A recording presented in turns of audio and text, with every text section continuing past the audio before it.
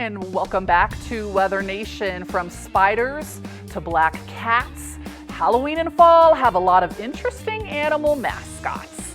Joining us now to talk about another holiday animal mascot, bats, is naturalist David Mizejewski with the National Wildlife Federation. All right, David, we're so happy to have you here. We were talking a little bit about behind the scenes, how interesting bats are. And October is actually National Bat Appreciation Month. So, okay, I know a lot of friends. I have people who are scared of bats and folks who are like terrified, but why? Let's talk a little bit about bats and the good things that they bring to the ecosystem. I know they eat insects. Let's talk about the good things of bats. Well, I think the best place to start is with some myth busting. So Okay. first of all, bats are not rodents. They're not even closely related to rodents. They're an entire separate order of mammals. Okay. So I know that's one of the reasons why people get freaked out because they think they're just flying mice or rats, Yes. and Oh, that's just one not of my true at all. coworkers says Um, that. Okay. Yes. yeah, well, you can correct them now because they're Okay. actually very different. Some of the things that are different about them are their reproduction. So, most rodent species reproduce really fast Mhm. and, they can overpopulate they don't have predators or us to control them. Bats don't do that. Most species only have one or two babies a year. So their Oh. populations and they're much longer lived too. So they can live for, 10 years or more, whereas most rodents only live, Oh. a year or two. And so, their populations are take longer to build, and when then their populations decline, it's much harder for them to recover than say rodents. But yeah, bats are not rodents. They Okay. don't get caught in your hair. That is a myth. I think it maybe came from the fact that many bats eat insects, Okay. and if you're out at dusk or at nighttime, you might have things like mosquitoes flying around you, and bats might be swooping in to catch them.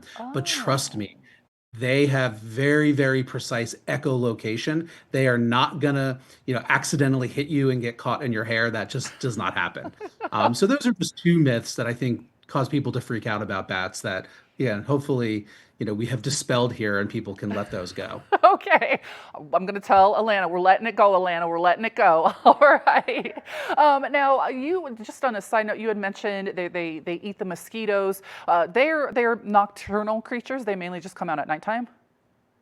Yeah, so most bat species, all the bat species that we have here in the U.S., and there's 47 species that are here. Ooh. Bats, by the way, are the second most diverse type of mammal. The only group that's actually more diverse are the rodents, but there's over 1,400 bat species on this planet, and Hmm. that makes them kind of special and unique because think about other groups like cats. There's only a few dozen of them, and so this great diversity has allowed bats to evolve all sorts of cool behaviors. But the ones that we have here in the US, 47 species, all but three of them are insect eaters.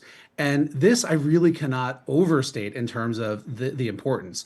Bats are out there consuming literal tons of insects every Hmm. night, and many species prey on pest insect species. Now, not all insects are pests, but there are species of beetles and species of moths whose caterpillars are crop pests. Then there are the mosquitoes, and bats are out there devouring mass numbers of these pest insects, which has a huge impact. It's estimated that a minimum of $3.7 billion of pest control is provided by bats for agriculture. And there are other estimates that are even higher, maybe as high as 53 billion. So that's a lot Hmm. of value that bats are giving to us. And then as far as the mosquitoes go, not all bats eat mosquitoes, but some of them do. And some species like the little brown bat and the big brown bat, they can eat up to 1,000 mosquito-sized insects a night. And studies show that they are indeed eating them. Sometimes you hear people say, "Oh, bats don't really do that," but so yeah, so Wow. that's another benefit that they're bringing directly to us. So let's talk weather with bats. How do bats like cooler weather? Do they like hotter weather? How do they deal with the weather? Yeah, so bats, they're pretty small, and most species can't survive like the deep winter temperatures. Yeah. So, like all wildlife, they've evolved strategies to basically survive those seasonal changes. And Hmm. so, for many bats, they'll actually migrate south, like birds do, and then a lot of bats will hibernate. Some species do a little bit of both. They sort of migrate south from the far northern parts of their range, and then they'll hibernate a little bit further south. And they go into caves like what we're seeing right here. But many bat species don't congregate in huge numbers like this. And what they'll do is they'll go into old hollowed out trees, they'll climb under bits of tree bark. They'll even go into human structure sometimes. They'll take advantage of that. So that's one tip is to make sure you critter proof your house so you don't get bats in your attic. But yeah, it's a little bit of a combination of migration and hibernation. And because most of our bat species are feeding on insects, that's one of the reasons why they have to go dormant or migrate south because insects do the same thing. In the middle of winter, the insects are not active, and so the bats would have nothing to eat. And so that's why the bats have evolved those strategies. All right, we got about a minute left here. Is there anything you think humans can do to help bats? Yeah, humans can do a lot to help bats. Many species are in real trouble. There's a disease called white nose syndrome that is sweeping across North America and has literally killed millions of bats. So if you're into caving, one thing you want to do is follow all the protocols for disinfecting yourself so humans are not spreading that disease. But a little more simple, we can do something for bats right at home. Stop spraying pesticides in your yard.